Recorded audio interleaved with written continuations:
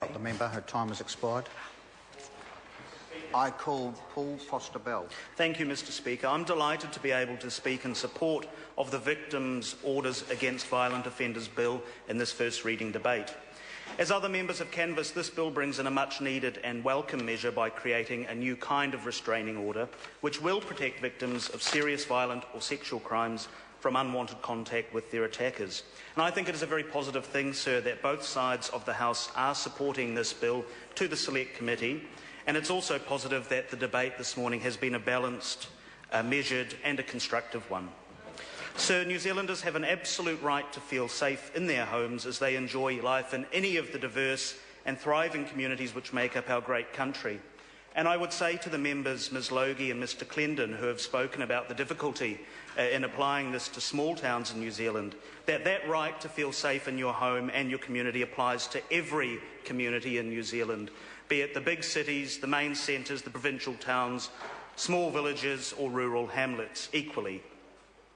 I'm proud to be a member of a national team which is building a safer New Zealand, and this bill is one small part of a comprehensive programme of reform which is designed to protect our communities, to prevent crime and put victims first. And these measures, sir, are having real effect.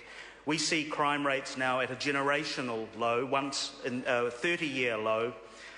So I'm very pleased, sir, to see this bill adding further to that progress that we're making.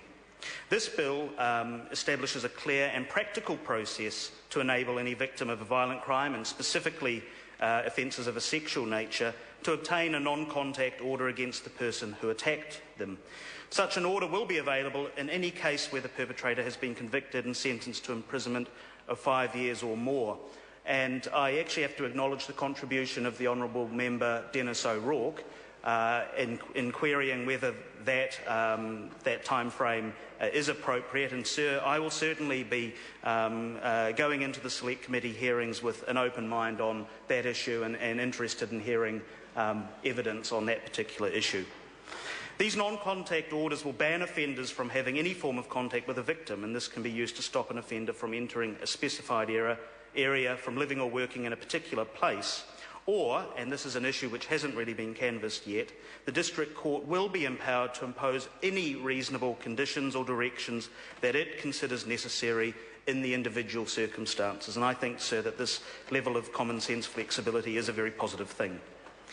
Strong sanctions will exist where there is a breach of a non-contact order, with a maximum of up to 2 years imprisonment for repeated breaches. And again, sir, I think that this is a necessary measure, because without teeth, any legislative measure doesn't have real impact. I'd like to congratulate the excellent Minister of Justice, the Honourable Judith Collins, her ministerial justice sector team, and I look forward to considering it in more detail on the Justice and Electoral Select Committee, which is so ably chaired by my esteemed colleague Scott Simpson. I commend this bill for consideration.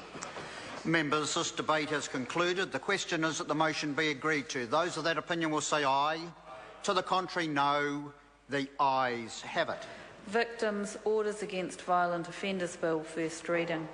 The question is that the Victims' Orders Against Violent Offenders Bill be considered by the Law and Order Committee. Those of that opinion will say aye. To the contrary, no. The ayes have it. Call on Government Order of the Day number 11. Border processing